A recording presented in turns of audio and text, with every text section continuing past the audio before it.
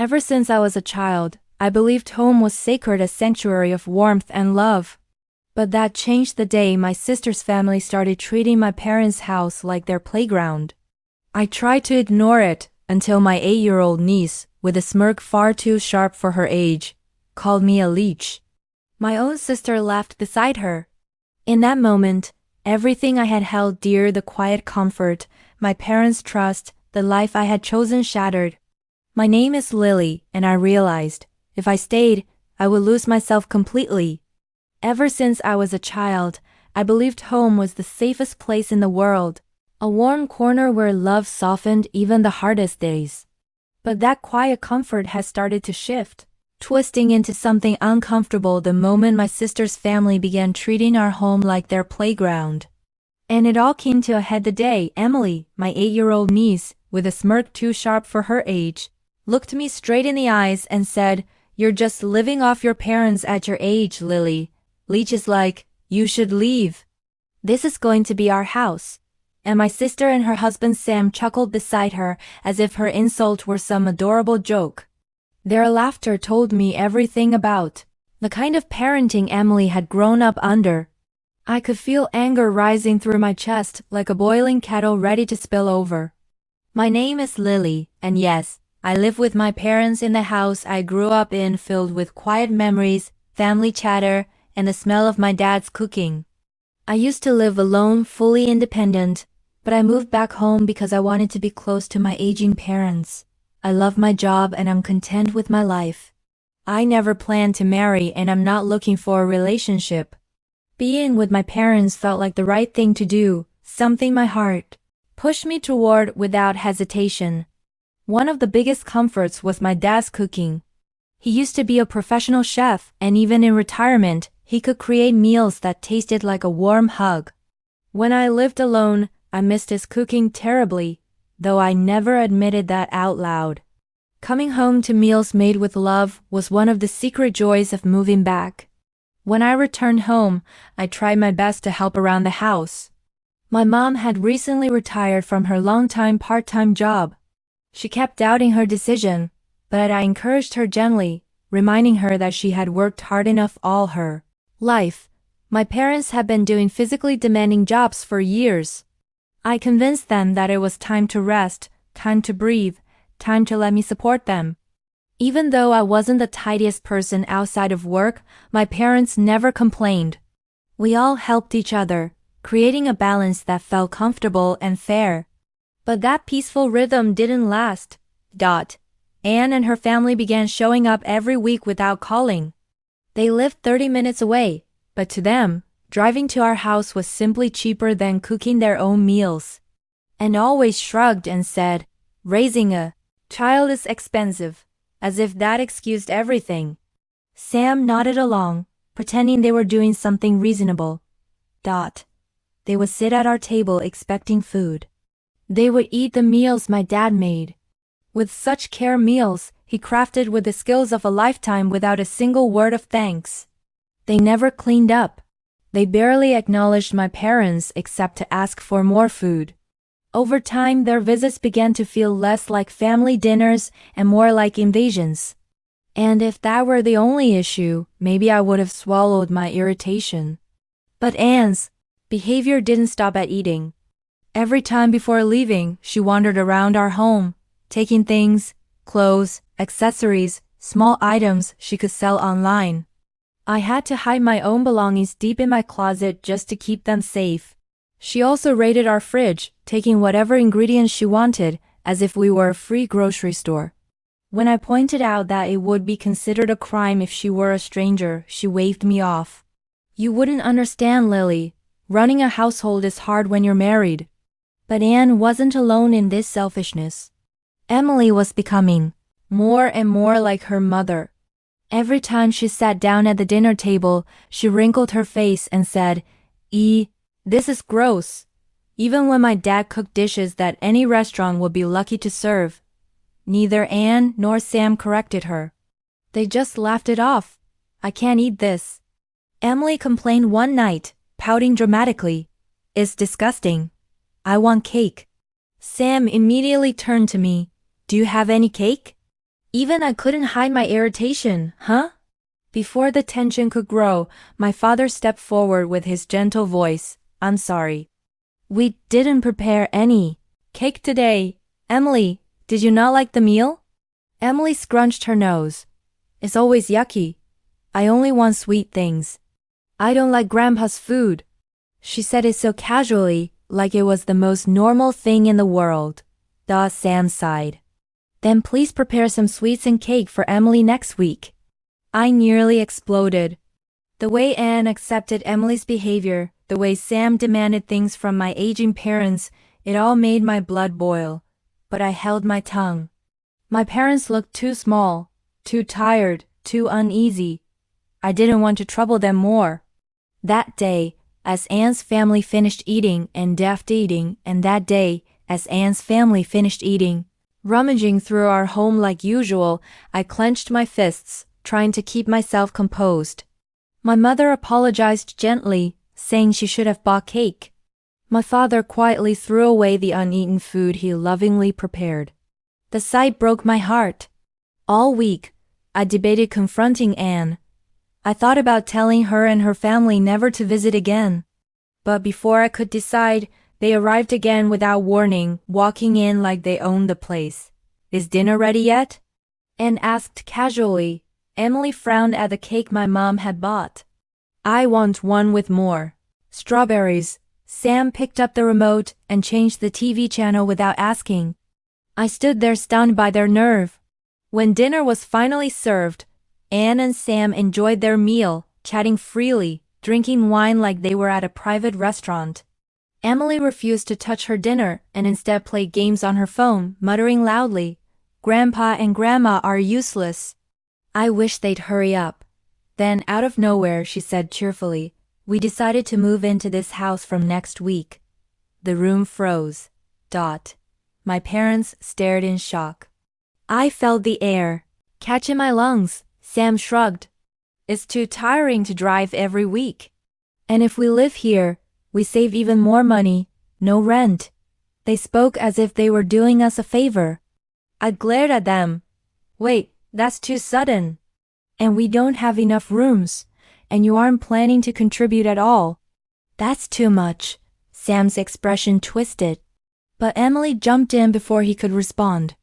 Lily is an embarrassing adult who needs to move out anyway, she said, placing her phone down and staring straight at me. Aren't you a parasite? Parasites should leave. This will be our house. Anne and Sam snickered beside her. For a second, I wondered if an 8-year-old could even understand the words she was using. But then I caught Anne's expression and realized the truth. They had taught her this. Emily, don't say such things, my mom whispered desperately. That will hurt Lily. I don't want to live with Lily, Emily declared. I want her gone by next week. If my friends find out I live with a parasite, it'll be embarrassing. She looked at me like I wasn't even human.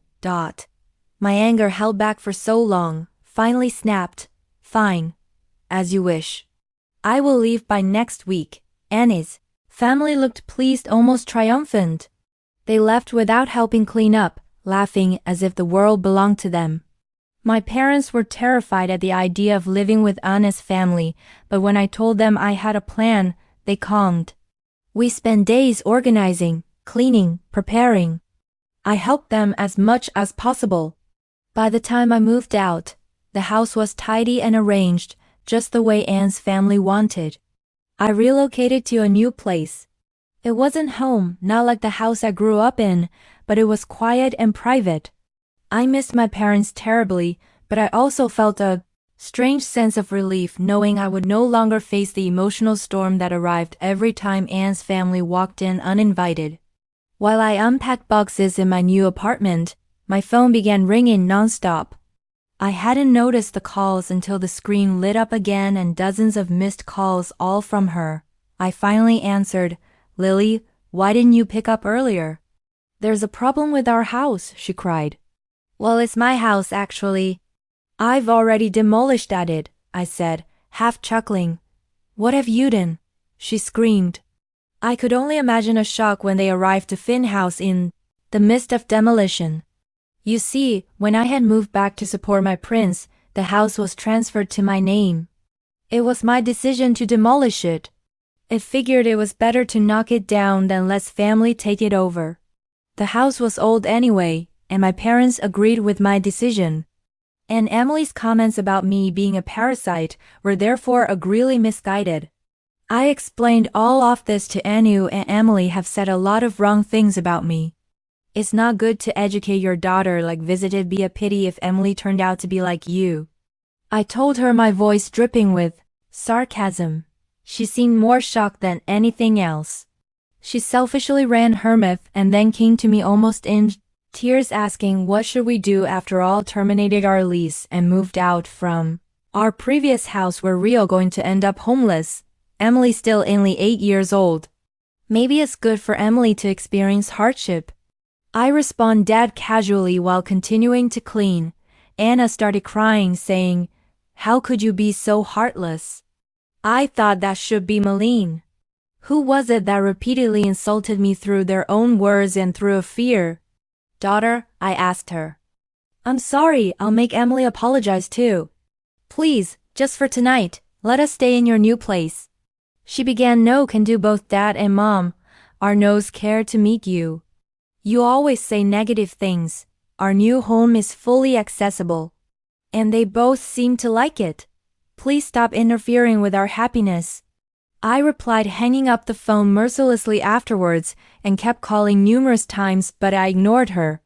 It seemed like she also tried to reach out our parents, but they too ignored her calls.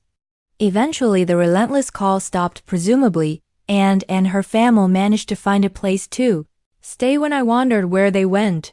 My mother explained the situation today to me a few days later apparently, and had been sending messages to Mom via text. Only it seems she's now staying with Sam's parents.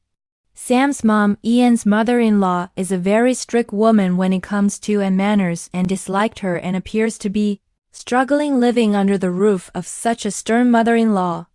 Emily too, who used to be spoiled rotten, seems to be learning a lot from the strict mother-in-law. There's no doubt she would have grown into a terrible adult if she continued her old ways. So, in retrospect, this seems to be a good thing.